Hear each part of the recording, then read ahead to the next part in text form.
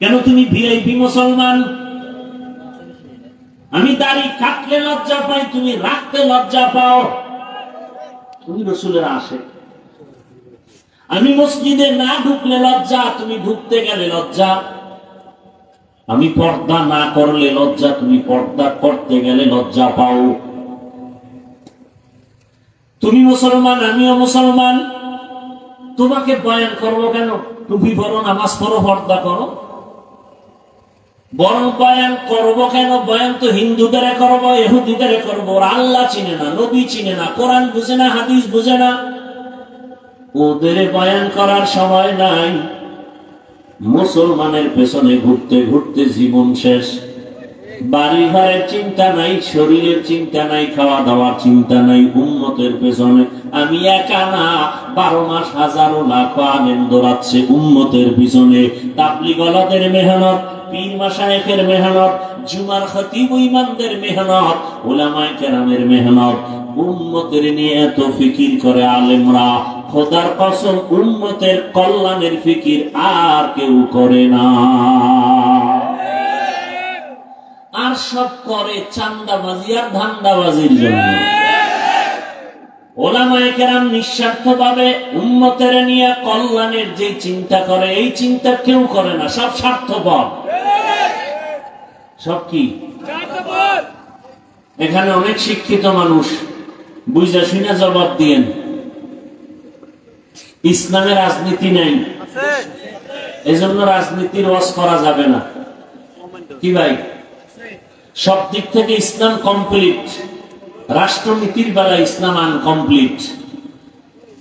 সব সমাধান ইসলাম বা কোরআনে আছে, রাষ্ট্রের ব্যাপারে সমাধান ইসলাম কোরআনে নাই। এদিক থেকে কোরআন শরীফ দুর্বল। কি ও চালাক বাঙালি, বলো কোরআন দুর্বল। তো কেন বলো রাষ্ট্রের কথা নাই? সুলাইমান নবী রাষ্ট্র পরিচালনা করেন নাই? সত্য কথা বলেন, মানেন আর না মানেন? ইউসুফ নবী মিশরের অর্থমন্ত্রী ছিলেন না? এই ঘটনা কি কোরআনে নাই? রহমতের নবী রাষ্ট্র পরিচালনা করেন নাই? আবু বকর, ওমর, ওসমান, আলী সহ এরা কি করেন নাই? তাহলে কেন বলো ইসলামে রাজনীতি নাই?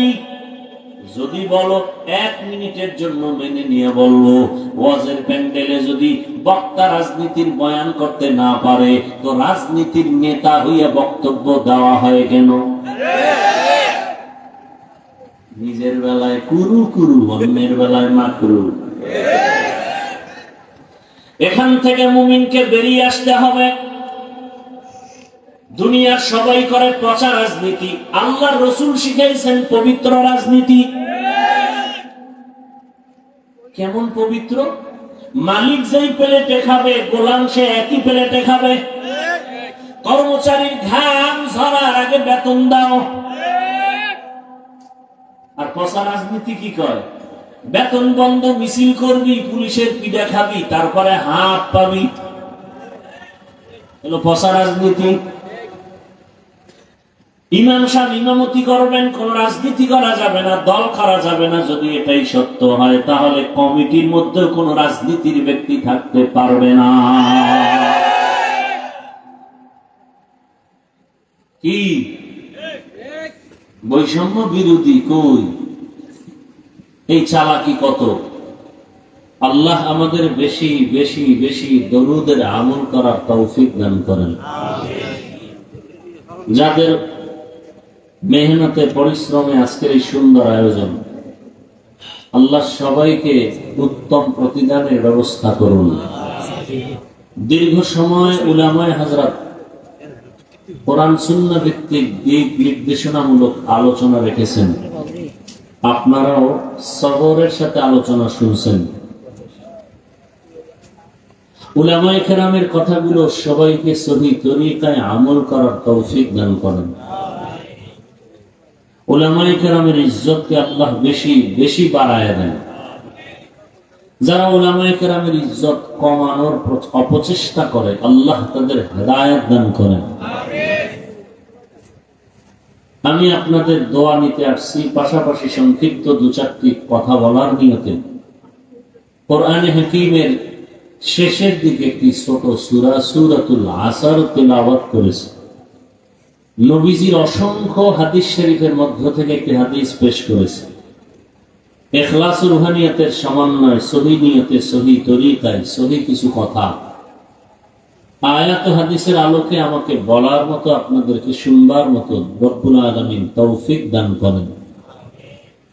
আল্লাহ তৌফিক না দিলে বান্দা চেষ্টা করলেও হবে না, আর আল্লাহ যদি তৌফিক দেন তাহলে বান্দা না চাইলেও হবে। প্রচন্ড গরম, প্রোগ্রামে বসা আসা বড় কষ্ট। হঠাৎ গরম কমানোর মেডিসিন চলে আসে। অনেকে আসার নিয়ত করেও আসতে পারে নাই। যদি নিয়ত ভালোই থাকে, না আসলেও আল্লাহ তাদেরকে সওয়াব দান করবেন। আর এক আল্লাহর বান্দারা আসছেন ঠিক, কিন্তু বেহেশতের প্যান্ডেলে বসতে পারে নাই। দুনিয়া বড় পরীক্ষার হল। দেখেন, পৃথিবীতে শ্রেষ্ঠ ঘর বাইতুল্লাহ। এই বাইতুল্লাহ এমন একটা ঘর যে ঘরের দিকে তাকাইলেই সওয়াব, গুনাহ মাফ। পৃথিবীতে আর দ্বিতীয় কোনো ঘর নেই। ইন্না আউওয়ালা বাইতিন উযিআ লিন-নাস লাল্লাযী বিবাক্কাতা মুবারাকান ওয়া হুদা মুবারাকান ওয়া হুদাল লিল আলামিন।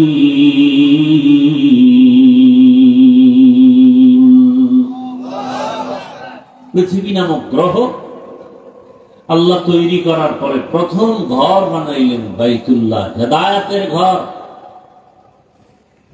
কেমন পরীক্ষা!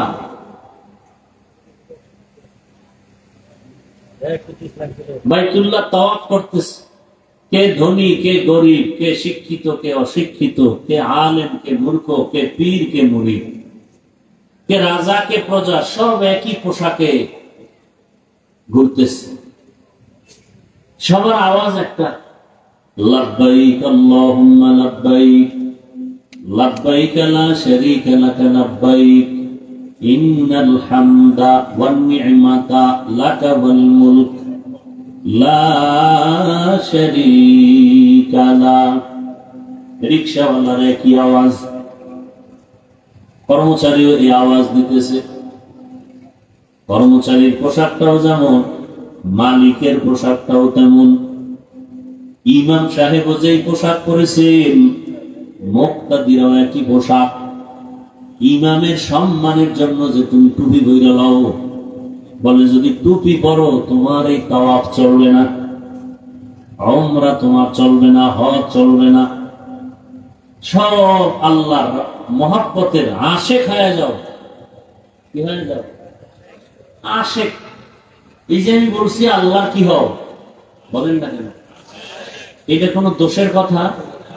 এটারে বাংলায় যদি বলি সব পাগল হয়ে যাও, তো কেউ কেউ মন্তব্য করবে ভিন্ন কথা, ঠিক নেই? অথচ সমস্ত আল্লাহর ওলি যারা, আহলুল্লাহ যারা, সবাই একমত, জমিনে যত মানুষ আছে সব মানুষ পাগল। সব মানুষ, এমন কেউ নাই যে পাগল না। তবে কোয়ালিটি আলাদা। কেউ টাকার পাগল, কেউ ক্ষমতার পাগল, কেউ চেহারের পাগল, কেউ নারীর পাগল, কেউ গাড়ির পাগল, কেউ বাড়ির পাগল, ঠিক নেই? যে ক্ষমতার চেহারের পাগল, সে নামাজের দাঁড়াইয়াও ক্ষমতা ক্ষমতা, ঘুমের মধ্যেও ক্ষমতা। যে টাকার পাগল, তার 24 ঘন্টা জিকির আর ফিকির টাকা। যে নারীর পাগল, তার 24টা ঘন্টার প্রতিটি মুহূর্ত জিকির আর ফিকির নারী। এই সব পাগলের মধ্যে একটা শ্রেষ্ঠ পাগল হলো এরা আল্লাহর পাগল। কার পাগল? টাকার পাগলেরা 24 ঘন্টা টাকা, ক্ষমতার পাগল যারা 24 ঘন্টা ক্ষমতা। হালাল বুঝে না, হারাম বুঝে না, ইনসাফ বুঝে না, জুলুম বুঝে না, ক্ষমতা চাই। আছে না নাই? আর যারা আল্লাহর পাগল, এরা 24 ঘন্টা শুধু আল্লাহকে নিয়েই থাকেন। জিকির করলেই শান্তি, তেলাওয়াত শুনলেই কলিজা ঠান্ডা, আজান শুনলে মনে শান্তি। এরা কার পাগল? আল্লাহর পাগল। এতগুলো পাগলের মধ্যে কোন পাগল ভালো? হ্যাঁ, আল্লাহ কবুল করেন। তো বাইতুল্লাহ এমন একটা ঘর, একই পোশাকে সবাই ঘুরে, কোন ক্লাস ভাগ নাই, ক খ গ গ্রুপ নাই, আবার আওয়াজও সবার চাওয়া একই সিস্টেম। আবার দেখছেন কত কঠিন। বড় বুজুর্গ মানুষ রাস্তা দিয়ে যখন হাঁটেন, চেহারার উপরে রুমাল দিয়ে হাঁটেন, নজর যেন বেগানার দিকে না পড়ে। কিন্তু বাইতুল্লাহর কাছে তাওয়াফ যারা করে, মহিলারাও ঘুরে, পুরুষেরাও ঘুরে। কেমন কঠিন পরীক্ষা। তো এখান থেকেই তোমার নাম্বার উঠাইতে হবে। তোমার ডানে বামে মহিলারাও ঘুরতেছে, তারাও লাভবাহিক বলতেছে, তুমিও লাভবাহিক বলতেছো। এখান থেকেই কারো আল্লাহর মোলাকাতের রাস্তা ওপেন হয়ে যাবে। এখানেই কঠিন পরীক্ষা। এই নারীদের প্রতি তোমার দৃষ্টি ভিন্ন দিকে যায় নাকি আল্লাহর মহব্বত এবং ভয়ে তোমার এখানে কাজ চলে? এখান থেকেই তুমি ফেল করো আর পাশ করো। কঠিন পরীক্ষা চলতেছে বাইতুল্লাহর মতো দেওয়ালের পাশ। কথাটা কেন আনলাম? একদল হজে আসতে পারে নাই, আর একদল আসছে বেহেশতের প্যান্ডেলে ঢুকতে পারে নাই। এরা কোথায়? এরা দোকানপাটে ঘুরে আড্ডা দেয়, গল্প গুজব করে, আর তাজা তাজা কবিরা গুনাহ করে। চিন্তা করেন, বাড়ির থেকে ওয়াজে যাই বলিয়ে আসিয়াও বেহেশতের বাগানে ঢুকতে পারে নাই। কেন? এখানে ঢুকতে কপাল লাগে। কপাল, মাস্তানি চলে না, বাহাদুরি চলে না। আল্লাহর মহব্বতের ময়দানে আসতে হলে আল্লাহর তৌফিক লাগে। আল্লাহ তৌফিক না দিলে হয় না। বড় কঠিন কথা। আবার একদল আসছে, প্যান্ডেলে ঢুকছে, বসছে, কিন্তু অন্তর বাইরে। এর অন্তর নাই। ভাবতেছে কি বয়ান করবে, শুনতেছি, যদি ভালো লাগে থাকবো, না হয় তাড়াতাড়ি বের হয়ে যাব। একাই যাব না, আরো দুইজনকে নিয়ে যাব। হঠাৎ করে তারা ফাঁকে ফাঁকে উঠে যাবে, গিয়া বাহিরে গিয়া তারা নেকামল করবে না গুনাহ? মোবাইলটা হাতে নিয়ে গুনাহ কথা শুরু হয়ে যাবে। এখানে সব আশিক রাসূল। ফজর পড়ে নাই, যোহর পড়ে নাই, আসর পড়ে নাই, মাগরিব পড়ে নাই, এশার নামাজ পড়ে নাই, তাজা আশিক রাসূল সব বসা। আর আমরা নামাজ রোজা ঠিক রাখার পরেও আমরা রাসূলের আশিক হতে পারি নাই। কেমন দুনিয়াতে আসছি, কেমন সমাজে বসবাস করি। দেখেন কি বয়ান শুনবেন। বয়ান কি আপনারা কম জানেননি? মাইক লাগায় কানে আঙ্গুল দিয়ে টান দিবেন, ওয়াজ হয়ে যাবে। এখানে যারা আপনারা বসছেন সবাই আমরা মুসলমান। সবাই আমরা কি বলেন তো? আপনাদের আল্লাহ আমার আল্লাহ দুই না এক? সবাই একমত? আপনাদের নবী আমার নবী, বুঝে শুনে বললেন। আপনাদের কালেমা আমার কালেমা, আপনাদের কোরআন আমার কোরআন, আপনাদের কাবা আমার কাবা, আপনাদের ধর্ম আমার ধর্ম। দুনিয়াতে আসছি, সিস্টেম সবার এক। নাকি আপনারা লঙ্গি পরে আছেন? বিদায় বেলা যেদিন আজরাইল আসবে সেদিনও আপনার আমার হালাত এক। মরণকালে আপনাকেও 3টা সাদা কাফন দেয়া হবে, আমাকেও 3টা সাদা কাফন দেয়া হবে। আমি বক্তার সম্মানে একটা কাফন কেউ বাড়াবেও না। গরিব রিক্সাওয়ালা মারা গেলে একটা কাফন, টাকা কমের কারণে, গরিব হওয়ার কারণে একটা কাফন কেউ কমাইয়াও দিবে না। কালারও কিন্তু আলাদা।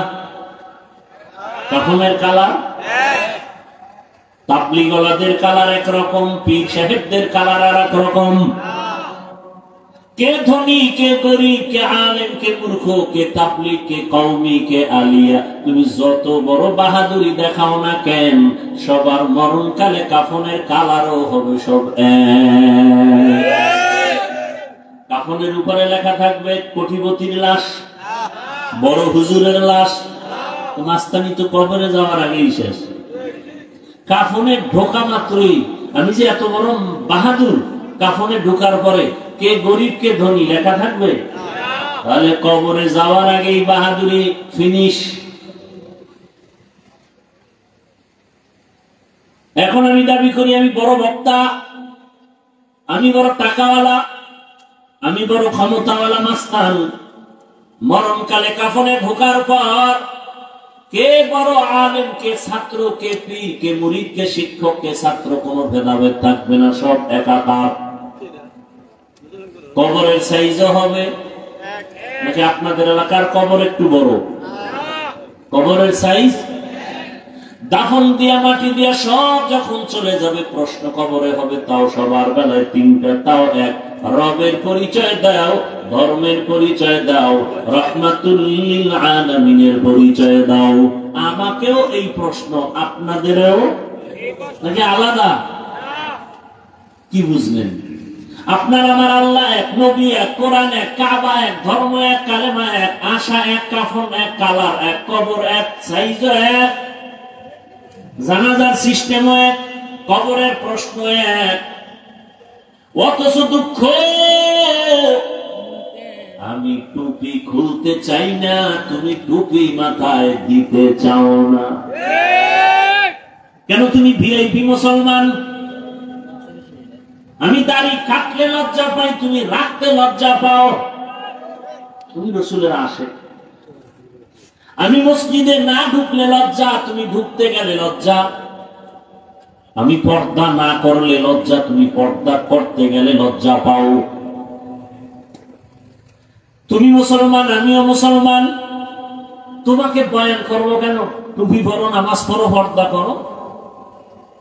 বরং বয়ান করবো কেন? বয়ান তো হিন্দুদের করবো, ইহুদিদের করবো। ওরা আল্লাহ চিনে না, নবী চিনে না, কোরআন বুঝে না, হাদিস বুঝে না, ওদের বয়ান করার সময় নাই। মুসলমানের পেছনে ঘুরতে ঘুরতে জীবন শেষ। বাড়ি ঘরের চিন্তা নাই, শরীরের চিন্তা নাই, খাওয়া দাওয়ার চিন্তা নাই। উম্মতের পেছনে আমি একা না, 12 মাস হাজারো লাখ আলেম দৌড়াচ্ছে উম্মতের পিছনে। তাবলীগওয়ালাদের মেহনত, পীর মাশায়েখের মেহনত, জুমার খতিব ইমামদের মেহনত, উলামায়ে কেরামের মেহনত। উম্মতের নিয়ে এত ফিকির করে আলেমরা, খোদার কসম উম্মতের কল্যাণের ফিকির আর কেউ করে না। আর সব করে চান্দাবাজি আর ধান্দাবাজির জন্য। ওলামায়ে কেরাম নিঃস্বার্থভাবে উম্মতের নিয়ে কল্যাণের যে চিন্তা করে, এই চিন্তা কেউ করে না, সব স্বার্থপর। সব কি? এখানে অনেক শিক্ষিত মানুষ, বুঝা শুনে জবাব দিয়েন। ইসলামে রাজনীতি নাই, এজন্য রাজনীতির ওয়াজ করা যাবে না। কি ভাই? সব দিক থেকে ইসলাম কমপ্লিট, রাষ্ট্রনীতির বেলা ইসলাম আনকমপ্লিট। সব সমাধান ইসলাম বা কোরআনে আছে, রাষ্ট্রের ব্যাপারে সমাধান ইসলাম কোরআনে নাই। এদিক থেকে কোরআন শরীফ দুর্বল। কি ও চালাক বাঙালি, বলো কোরআন দুর্বল। তো কেন বলো রাষ্ট্রের কথা নাই? সুলাইমান নবী রাষ্ট্র পরিচালনা করেন নাই? সত্য কথা বলেন, মানেন আর না মানেন? ইউসুফ নবী মিশরের অর্থমন্ত্রী ছিলেন না? এই ঘটনা কি কোরআনে নাই? রহমতের নবী রাষ্ট্র পরিচালনা করেন নাই? আবু বকর, ওমর, ওসমান, আলী সহ এরা কি করেন নাই? তাহলে কেন বলো ইসলামে রাজনীতি নাই? যদি বলো 1 মিনিটের জন্য মেনে নিয়ে বললো, ওয়াজের প্যান্ডেলে যদি বক্তা রাজনীতির বয়ান করতে না পারে, তো রাজনীতির নেতা হইয়া বক্তব্য দেওয়া হয় কেন? নিজের বেলায় কুরু কুরু, অন্যের বেলায় মাকরু। এখান থেকে মুমিনকে বেরিয়ে আসতে হবে। দুনিয়ার সবাই করে পচা রাজনীতি, আল্লাহর রাসূল শিখাইছেন পবিত্র রাজনীতি। কেমন পবিত্র? মালিক যেই প্লেটে খাবে, গোলাম সে একই প্লেটে খাবে। কর্মচারীর ঘাম ঝরার আগে বেতন দাও। আর পচা রাজনীতি কি কয়? বেতন বন্ধ মিছিল করবি, পুলিশের পিঠা খাবি, তারপরে হাত পাবি। হলো পচা রাজনীতি। ইমাম সাহেব ইমামতি করবেন, কোন রাজনীতি করা যাবে না, দল করা যাবে না। যদি এটাই সত্য হয়, তাহলে কমিটির মধ্যে কোন রাজনীতির ব্যক্তি থাকতে পারবে না। কি বৈষম্য বিরোধী? কই এই চালাকি কত! হ্যাঁ, বর্তমানে উলামায়ে কেরামদের মধ্যে বাংলাদেশে এখনো জনগণের দায়িত্ব নিয়ে আছে না নাই? চেয়ারম্যান আছে না? খবর নিয়ে দেখেন, মনে হয় যেন তারা দুনিয়াতেই বেহেশতের জ্ঞান পাইতেছে। আলেম ওলামারা উম্মতের দায়িত্ব নিলে কিছু হোক বা না হোক, উম্মতের উপরে জুলুম হবে না। আল্লাহ হেদায়েত দান করুন। ভাইরা আমার, তবে কপাল বড় খারাপ। সেদিন ওই উমরা সফরে রিয়াদের বাংলাদেশি প্রবাসীদের বলে আসলাম, বাবারা, বাংলাদেশে এমন এক সুযোগ আইছে যা জীবনে আয়নায় আসবে কিনা জানা নাই। আমি বললাম, যতটা খুশি এর থেকে আরো কঠিন হালাত। আগে যত দোয়া করছেন এর থেকে বেশি করেন, আরো বেশি দোয়া করেন, কারণ মানুষ খুশিতে অন্যায় বেশি করে, বেপরোয়া হয়ে যায়, কথার ব্যালেন্স থাকে না, চলাফেরার ব্যালেন্স থাকে না। আপনাদের বেশি দোয়া করা উচিত উলামায়ে কেরাম এক হওয়ার জন্য। বেশি দোয়া করা উচিত। এক হয় না কেন? আপনাদের কারণে। আপনারা দোষ দেন না আমগো, আসল ভেজাল আপনাদের মধ্যে। ফেসবুকে আলেমদের বিরুদ্ধে লেখালেখি যেদিন বন্ধ হবে, সেদিন উলামায়ে কেরাম এক ময়দানে আসবে। উলামায়ে কেরামের বিরুদ্ধে পরস্পরে লেখালেখি ফেসবুকে যতদিন বন্ধ হবে না, ততদিন এই জাতির কপাল খুলবে না। আপনি বিসমিল্লাহ পারেন না, আউযুবিল্লাহ পারেন না, আলেমের বিরুদ্ধে আপনি কলম ধরেন, এত বড় দুঃসাহস, আর বেয়াদবি করার সাহস আপনাকে কে দিয়েছে? আমি তো সারা বাংলাদেশে বলি, বুক ফুলায় বলি, যারা আলেমের বিরুদ্ধে লেখে ওরা মা বাবার অভিশপ্ত সন্তান, ওরা মা বাবার সুসন্তান নয়। আল্লাহ হেদায়েত দান করুন।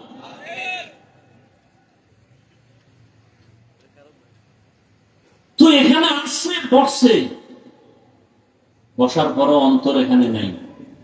কারো অন্তর বাইরে, কারো অন্তর মোবাইলে। আছে না নাই? ভালোবাসার মানুষগুলো কি মোবাইল নিয়ে ব্যস্ত থাকতে পারে? ভালোবাসার মানুষ পাইলে তাহলে বোঝা গেল ভালোবাসার মাঝখানে কালো দাগ আছে। এরপরও কোন যুক্তিবাদী বলবে, ভাই মহব্বতে না রেকর্ড করি, তোমার কাম তো মিডিয়াওয়ালারা করে, তুমি তো আকাম করতেছো। দুনিয়ার সব আলেম একমত, অকারণে অনর্থক ছবি উঠানো কবিরা গুনাহ, হারাম। পৃথিবীর কোন আলেমী কথার বিপরীত কোন শব্দ উচ্চারণ করার সাহস নাই। অকারণে এমনি ছবি উঠানো কবিরা গুনাহ, হারাম।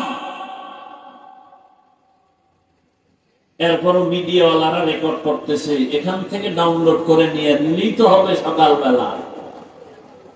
নিজে মোবাইলের দিকে নজর দিয়া না, বয়ানের সাথে তার সম্পর্ক আছে। এরপরে বয়ানের পরে যদি মোবাইলটা হারায় যায়, তা আমও গেল, সালাও গেল। অথচ যদি অধীর আগ্রহে বসে মহব্বত নিয়ে দুটা কথা শুনে, হতে পারে দিল নরম হয়ে যাবে, হেদায়েতের দরজা খুলে যাবে। আল্লাহ সবাইকে কবুল করেন। তা আপনাদের কষ্ট হয়, কিছুক্ষণ আপনারা বসলে আমি আলোচনা চালাবো, কারণ আল্লাহ চাইলে হবে, আল্লাহ না চাইলে হবে না। আর আল্লাহ চাইবেন কার বেলায়? যে চেষ্টা করবে। ওয়াল্লাযীনা জাহাদু ফীনা লানাহদিয়ান্নাহুম সুবুলানা ওয়া ইন্নাল্লাহা লামাআল মুহসিনিন।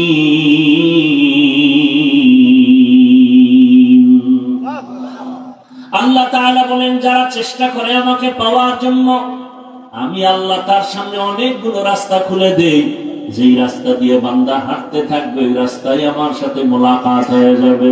ইয়া ইলাহি মুঝসে মুঝকো দূর কর, তাকে দেখো মুঝ মে তুঝকো এক নজর। ইয়া ইলাহি তু মেরা মাবুদ হে, ইয়া ইলাহি তু মেরা মাশুক হে। আপনারা কোরআনের বাগানে আসছেন, বেলুন কেনেন কেন? বাড়ি যাওয়ার সময় বেলুন ঝুলাইতে ঝুলাইতে। কেউ প্লাস্টিকের মাছ কিনা যায়, ম্যাডাম যদি বলে ওয়াজে গিয়া পাইলা কি, বলে যে মোনাজাতে বেলুন কবুল হয়ে গেছে। বেলুন নিয়ে আসে, প্লাস্টিকের মাছ নিয়ে আসে। আরেকদল আল্লাহর বান্দার সংখ্যায় যদিও কম, দুই একজন আল্লাহর গোলাম জীবনে ঘরে যাইয়া সালাম দেয় না। আজকে বাড়ির দরওয়াজায় গিয়ে সালাম দিল, আসসালামু আলাইকুম ইয়া আহলাল বাইত। রহমতের নবী বলেন, যারা ঘরে ঢোকার সময় উঁচু কণ্ঠে সালাম দেয়, আল্লাহর ফেরেশতা দিয়া আল্লাহ ওই বাড়ি পাহারাদারের ব্যবস্থা করে দেয়। তুকু যাও সুন্নতে আহমদ কো জাবা মুহাম্মদ কে বুয়াদ নিসবত তোরা মান আহাব্বা সুন্নতি কওলে রাসূল মজদায়ে কানা মাই হাম কুন কবুল। যারা আছেন বসছেন, মাইকের আওয়াজ শুনতেছেন, আল্লাহ সবাইকে আজকের এই বেহেশতের বাগানে হেদায়েতের ময়দানে কবুল করেন। আমিন। যে সূরাটা আমি পড়েছি তরজমাটা বলবো, হাদিসের তরজমা, এরপরে সময় থাকলে আপনারা দিলে ব্যাখ্যা। ওয়াল আসর, আসরের শপথ। ইন্নাল ইনসানা লাফি খুসর, নিশ্চয়ই পৃথিবীর সমস্ত মানুষগুলো ক্ষতিগ্রস্ত, জাহান্নামী। ইল্লাল্লাযীনা আমানু, কিন্তু যারা ঈমান আনয়ন করবেন, ওয়া আমিলুস সালিহাত, আমলে সালেহ করবেন, ওয়া তাওয়াসাউ বিল হক, ঈমান আমলের দাওয়াত অন্যকে দিবে, ওয়া তাওয়াসাউ বিস সবর, ঈমান আমলের বিরোধিতাকারীদের বাধা দিতে গিয়ে সবর ইখতিয়ার করবে। এই গুণে গুণান্বিতরা জাহান্নামে যাবে না, ক্ষতিগ্রস্ত হবে না। রহমতের নবী বলেন, কুল্লু উম্মতি ইয়াদখুলুনাল জান্নাতা ইল্লা মান আবা, সব উম্মত জান্নাতে যাবে, যারা আমি নবীকে মানে না তারা আমার জান্নাতে যাবে না। কিলা মান আবা, সাহাবায়ে কেরামদের থেকে প্রশ্ন করা হলো, রহমতের নবী আপনাকে মানে না, অস্বীকার করে, তারা কারা? ক্বালা মান আতাআনি দাখালাল জান্নাহ ওয়া মান আসানি ফাকাদ আবা। রহমতের নবী বলেন, যারা আমার অনুসরণ করবে তারা জান্নাতে যাবে, আর যারা আমার বিরোধিতা করবে তারা আমাকে অস্বীকারী হিসাবে জাহান্নামে যাবে। রহমতের নবী বলেন, সব উম্মত জান্নাতে যাবে। হাদিসের তরজমা শেষ, আয়াতের সূরার তরজমা শেষ। হাদিস নিয়ে 2-4 মিনিট কথা, এরপরে সূরাটা নিয়ে কিছু কথা। হাদিসে নবী বললেন সব উম্মত জান্নাতে যাবে, একজনও বাদ নাই। কথা শেষ না কিন্তু আছে? কিন্তু আছে। নবী বলেন, যারা আমাকে মানে না তারা না। সাহাবায়ে কেরামদের মধ্যে কেউ বললেন, ইয়া রাসূলুল্লাহ আপনাকে মানে না তারা কারা? খুব খেয়াল করবেন। সাহাবায়ে কেরামরা প্রশ্ন করা মাত্র রহমতের নবী বলেন, যারা আমার অনুসরণ করবে তারা জান্নাতে যাবে, আর যারা আমার বিরোধিতা করবে তারা আমাকে না মানার কারণে জাহান্নামে যাবে। নবীজি জবাব দিলেন, যারা আমার অনুসরণ করবে তারা জান্নাতি।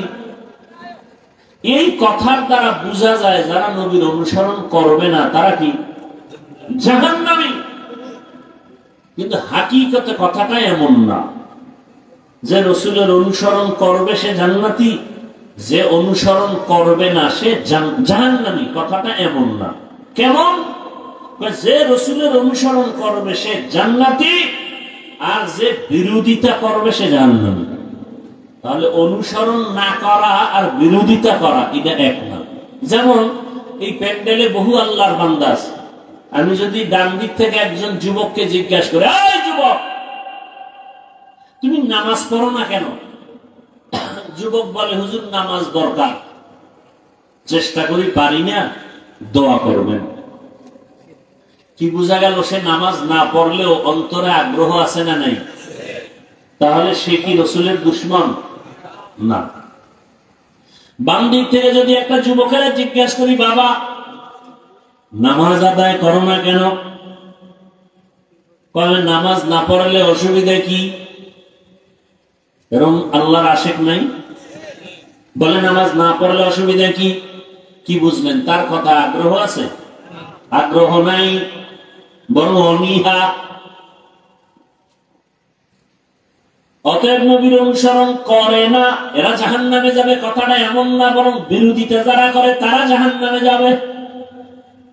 একজনে নামাজ পড়ে না আর একজন নামাজ পছন্দ করে না, দুজন কি এক? যে নামাজ পড়ে না সে মুমিন, যে নামাজ পছন্দ করে না সে বেঈমান। যে টুপি পরে না সে মুমিন, যে টুপি পছন্দ করে না নবীর আদর্শের বেঈমান। যে হালাল মতো চলে না সে মুমিন, কিন্তু যে হালালটাকে পছন্দ করে না সে বেঈমান। যে আল্লাহর কোরআনের রাজনীতি করে না মুমিন, কিন্তু ইসলামের রাজনীতি নাই যদি বলে বেঈমান। ব্যবধান আছে না নাই? এটা বুঝারও তো মাথা নাই, মেমোরি নষ্ট হয়ে আছে আমাদের। ইসলামী রাজনীতি না করা আর অপছন্দ করা এক না। আল্লাহ বুঝার তৌফিক দান করে। যে সূরাটা আমি পড়লাম, আমার ধারণা মতে এখানে সবাই এই সূরাটা পারেন। সূরাটার নাম কি একবার বলবেন? ঘরের মা বোনেরাও এই সূরাটা শুনতে শুনতে মুখস্থ হয়ে গেছে। তরজমা বলে ফেলছি, সংক্ষেপ কিছু ব্যাখ্যা। আল্লাহ তাআলা সূরাটার শুরুতে কসম করেছেন, শপথ করেছেন, ওয়াল আসর, আসরের শপথ। আল্লাহ শপথ করলেন কেন? শুধু এখানে না, অনেক জায়গায়। ওয়াত্তিনি ওয়াজ-যাইতুন ওয়া তুরি সিনিন ওয়া হাযাল বালাদিল আমিন। তিনের কসম, জৈতুনের কসম, তুরে সিনের কসম, নিরাপদ শহর মক্কা নগরীর কসম। আল্লাহ বারবার কসম করেন, ওয়াশ-শামসি ওয়া দুহাহা ওয়াল কমারি ইযা তালাহা ওয়ান নাহারি ইযা জাল্লাহা ওয়াল লাইলি ইযা ইয়াগশাহা ওয়াস সামাই ওয়া মা বানাহা ওয়াদ দুহা ওয়াল লাইলি ইযা সাজা মা ওয়াদ্দাআকা রাব্বুকা ওয়া মা ক্বালা। আল্লাহ বারবার কসম কাটলেন কেন? আমরাও পরস্পরে কসম করি না কেন? এক ভাই আমার কথাটা অবিশ্বাস করলো, আমি শপথ করে বললাম কথাটা আসলেই এমন কসম। আমি যখন কসম খেয়ে বলছি তখন বলে আর সন্দেহ করলাম না, মেনে নিলাম। আমরা মানুষ কসম করি সন্দেহ দূর করার জন্য। আমার রব কোরআনে কসম করেছেন, আল্লাহর কোরআনে কি সন্দেহ আছে নাকি? আছে? লা রাইবা ফীহ। এটা এমন একটা কিতাব যে কোরআনের মধ্যে কোনো ভুল নাই, সন্দেহের অবকাশ নাই। তাহলে আল্লাহ শপথ করলেন কেন? অনেক জবাব। এর সার সংক্ষেপ কথা হলো, আল্লাহর কথা সব সত্য, কোনো সন্দেহ নাই, তবে কসম করে কথাটার গুরুত্ব বাড়ায় দিলেন। সব কথা সত্য, কসমের কথাটা আরো গুরুত্বপূর্ণ। এবং যেই জিনিসের উপর আল্লাহ শপথ করেছেন ওই জিনিসটা বড় দামি বুঝাবার জন্য। যেমন আসরের শপথ, আসর বড় দামি। তিনের শপথ, তিন বড় দামি। জৈতুনের শপথ, জৈতুন বড় দামি। আসমানের শপথ, আসমান বড় দামি। রাতের শপথ, রাত বড় দামি এক সম্পদ। দিনের শপথ, দিন বড় দামি সম্পদ। আল্লাহ বুঝাবার জন্য কসম করেছেন। আল্লাহ আসর, আসরের শপথ, আসর বড় দামি। বলে কেমন দামি, কেমন দামি? চার মাযহাবের চার ইমামের একজন ইমাম, ইমাম শাফিঈ রাহমাতুল্লাহি আলাইহি লিখেছেন, আল্লাহ রাব্বুল আলামিন কোরআনে হাকীমের মধ্যে আম্মা জান আয়েশা রাদিয়াল্লাহু আনহার প্রসিদ্ধ বর্ণনা মতে আয়াত সংখ্যা 6666। যদি আমার আল্লাহ শুধু আল আসরে সূরাটা অবতীর্ণ করতেন আর অন্য কোন আয়াত যদি না দিতেন, আর সারা দুনিয়ার মানুষ আল আসরে সূরাটার উপরে জীবন চালাইতো, আমল করত, বিনা হিসাবে আল্লাহ জান্নাত দিয়ে দিতেন। এত পাওয়ারফুল আল আসরে সূরাটা।